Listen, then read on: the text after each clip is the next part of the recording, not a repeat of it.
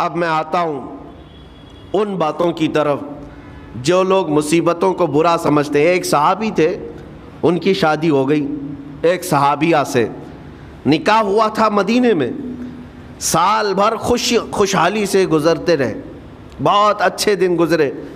سال ختم ہونے کو تھا کہ خاتون جو ہے لڑائی کرنا شروع کر دیتی، کہتی مجھے تمہارے ساتھ رہنا نہیں، مجھے طلاق چاہیے، ڈائریکٹ طلاق۔ تو اس صحابی نے کہا ہوا کیا؟ وہ صحابیہ کہتی تھی نہیں مجھے تمہارے ساتھ رہنا نہیں۔ اس صحابی نے کہا ٹھیک ہے اگر ایسا ہی ہے تو حضور پاک صلی اللہ علیہ وسلم کے پاس چلتے ہیں، وہاں جا کر فیصلہ کرا لیں گے۔ تو وہ صحابیہ مان گئیں، کہا چلو چلتے ہیں۔ تو دونوں چلے جا رہے تھے اپنے گھر سے، حضور پاک صلی اللہ علیہ وسلم کے دربار میں فیصلہ کروانا ہے۔ چلتے وقت راستے میں ایک پتھر سے ٹھوکر لگ گئی اس صحابی کو، اور اتنی تیز ٹھوکر لگی کہ ان کا ناخن اکھڑ گیا۔ اب وہ ان کی خاتون جو بیوی صحابیاں ہیں وہ فوراً اپنے دوپٹے کا کپڑا پھاڑ کر کے انگلی کو باندھتی ہیں اور خون روکتی ہیں، اور اس کے بعد کہتی ہیں چلو واپس گھر چلتے ہیں۔ گھر واپس آنے کے بعد وہ کہتی مجھے طلاق نہیں چاہیے، ساتھ میں رہوں گی۔ کہا عورتوں کا موڈ، عورتوں کا اس طرح کا فیصلہ کیا بات ہے؟ وہ صحابیہ کہتی ہے میں نے سنا ہے کہ جب کبھی کوئی بندہ بیمار نہیں ہوتا تو اللہ اسے پسند نہیں کرتا۔ میں نے جب سے تم سے شادی کی ہے سال بھر ہو گئے، ایک بار بھی تم کو بیمار ہوتے نہیں دیکھا۔ مجھے ایسا لگنے لگا کہ کہیں تم اللہ کے ناپسندیدہ بندے تو نہیں ہو، اس لیے میں تمہارے ساتھ نہیں رہنا چاہتی تھی۔ اب جب راستے میں ٹھوکر لگ کر ناخن اکھڑ گیا تو مجھے احساس ہوا کہ اللہ تجھے بھی پسند کرتا، میں تیرے ساتھ رہنے کو تیار ہوں۔ وہ صحابیہ تھیں۔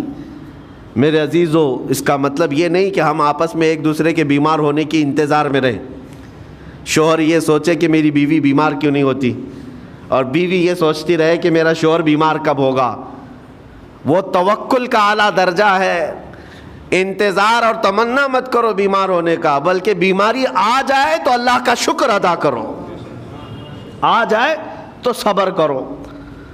عزیزان گرامی وقار، ہم آج امام حسین اور ان کے رفقائے گرامی رضوان اللہ علیہم اجمعین کو یاد کرتے ہیں تو صرف رونے کے لیے نہیں یا صرف غم منانے کے لیے نہیں، بلکہ داستان کربلا سنانے کا ایک عظیم مقصد یہ ہوتا ہے کہ نوجوانوں کے اندر بلکہ بوڑھے اور بچوں کے اندر بھی ایمانی جذبہ ایسا آ جائے کہ وہ ہر مصیبت پر ڈٹ کر کھڑے ہو سکیں، ہر یزیدی کا مقابلہ کر سکیں۔ ایک تو اس کا میسج یہ ہے، اور دوسرا میسج یہ ہے کہ چاہے جیسی بھی مصیبتیں آئیں ایمان کے ساتھ رہنا ہے، صبر اور شکر کو ہرگز نہیں چھوڑنا ہے۔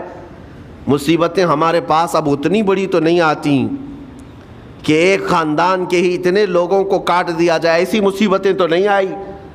اب جو کچھ بھی آتی ہیں ہمارے ساتھ وہ مال کی کمی کی، کبھی دکان میں دھندا نہیں چلتا، کبھی بچے کسی کو نہیں ہو رہے ہیں، یا پھر گھر میں کوئی بیمار ہے، کوئی مستقل بیماری آ گئی ہے، یہی تو مصیبتیں ہیں۔ مومن کے لیے یہ قید خانہ ہے، زیادہ آسائش اور آرام کی فکر نہ کرو۔ یہ دنیا مومن کے لیے قید خانہ ہے۔ اسی لیے شاعر نے کیا خوب کہا، جب کسی کا انتقال ہوتا ہے، ایک سچے مومن کا انتقال ہوتا ہے تو لوگ کہتے فلاں مر گیا، فلاں مر گیا، تو ایک شاعر نے بہت اچھے انداز سے کہا ہے کہ کون کہتا ہے کہ مومن مر گیا؟ جو سچا مومن ہے اس کے لیے کہہ رہا ہوں۔ وہ شاعر نے کہا کون کہتا ہے کہ مومن مر گیا؟ قید سے چھوٹا وہ اپنے گھر گیا۔ حقیقت تو یہ، قید سے چھوٹا وہ اپنے گھر گیا۔ یہاں دنیا میں زیادہ آسائش، زیادہ آرام کی طلب انسان کو مغرور بنا دیتی ہے، تکبر والا بنا دیتی ہے، گھمنڈی بنا دیتی ہے، اور اللہ تبارک و تعالیٰ کی بارگاہ میں ہمیشہ سر بسجود رہنے والا وہ بندہ ہے جو مصیبتوں میں گھرا رہتا ہے۔ کچھ نہ کچھ مصیبتیں ایسی ہیں جو تمہیں مسجد تک لاتی ہیں، قرآن تک لاتی ہیں، تسبیح تک لاتی ہیں، اور کوئی مصیبت نہ ہو، کوئی تکلیف نہ ہو تو پھر جلدی بندہ اللہ کو بھی یاد نہیں کرتا۔ اسی لیے رب تبارک و تعالیٰ کی بارگاہ میں کچھ فرشتے ایسے ہیں جب تم رو رو کر کے دعائیں کرتے ہو پھر یہ کہتے ہو میری دعا ہی نہیں قبول ہوتی. مولانا آپ کیجئے, میں تو کب سے کی دعا مانگ رہا ہوں, میری تو دعا ہوتی ہی نہیں, اور آپ کہتے ہیں اللہ تعالیٰ بہت جلدی دعا قبول کرتا ہے. یہ نا امیدی تمہاری اللہ تعالیٰ کی ذات سے ہرگز جائز نہیں. لیکن میں وجہ بھی بتا دیتا ہوں, کچھ فرشتے ایسے ہیں جو تمہاری دعائیں سن سن کر کے اللہ سے کہتے مولا یہ بندہ کتنا مانگ رہا ہے, تو قبول کیوں نہیں کرتا؟ رب تبارک و تعالیٰ یہ جو مانگ رہا ہے اسے دے کیوں نہیں دیتا؟ رب تعالیٰ فرماتا ہے فرشتوں میں بھی سن رہا ہوں اس کے مانگنے کو, اس کی دعاؤں کو, اگر میں ابھی اس کو دے دوں تو وہ مانگنا بند کر دے گا, اور اس کا مانگنا مجھے اچھا لگتا ہے, جب تک وہ مانگتا رہے گا میں اسے پسند کرتا رہوں گا.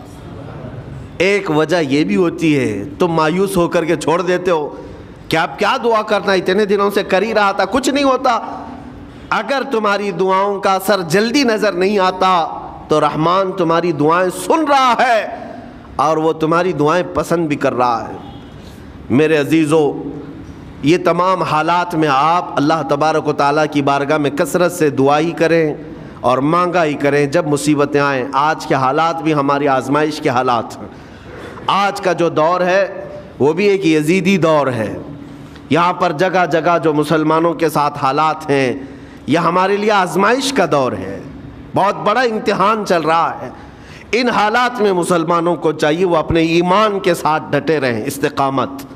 مولا حسین کے سبق کو پڑھیں, اس وقت تو ان کی گردنوں پر تلواریں تھیں, ان کے بچوں کے سینے چھدے ہوئے تھے تیروں سے, لیکن وہ ڈٹے ہوئے تھے میرے مصطفیٰ کی شریعت پر. آج ابھی تمہارے سینوں پر بندوق کی گولیاں نہیں لگائی گئیں, ابھی تمہارے اوپر اتنی بڑی مصیبتیں نہیں آئیں, لیکن میں پھر بھی دیکھتا ہوں نوجوانوں کو کہ کوئی مصیبت نہ آنے کے باوجود بھی تم اسلام کے ساتھ کھلواڑ کر رہے ہو. میرے آقا کی سنتوں کو پیٹ پیچھے پھینک کر کے تم تو بازاروں کی زینت بننا پسند کرتے ہو. اکثر لوگوں کو ہم نے دیکھا آج مجرے کرنے والوں کی کثرت یہ ہمارے نوجوان بچوں کی ہے. یہ اپنے جسموں کی نمائش کرنا اس کو فیشن سمجھتے نہیں. میرے عزیزو, امت مصطفیٰ اور وہ بھی امام حسن اور امام حسین کے غلام اس مردار دنیا پر کبھی بھی اپنی حکومت نہیں چاہتے. اس مردار دنیا کے وہ کبھی خواہش مند نہیں ہوتے. لیکن جن نوجوانوں کو آج ہم ان خواہشات کی پیروی کرتے ہوئے دیکھ رہے, افسوس ہوتا ہے, افسوس ہوتا ہے. آج کے حالات میں تم بھی سنبھل جاؤ, کیونکہ ایک بہت بڑی جنریشن تمہارے پیچھے ہے اور وہ تمہیں دیکھ کر کے نقل کرے گی. اگر آج تمہارا راستہ بگڑ گیا تو یہ جو چھوٹے بچے ہیں وہ بگڑے ہوئے راستے کو ہی اسلام سمجھنے لگ جائیں گے, وہ اسی بگڑے ہوئے راستے کو ہی صحیح راستہ سمجھ بیٹھیں گے.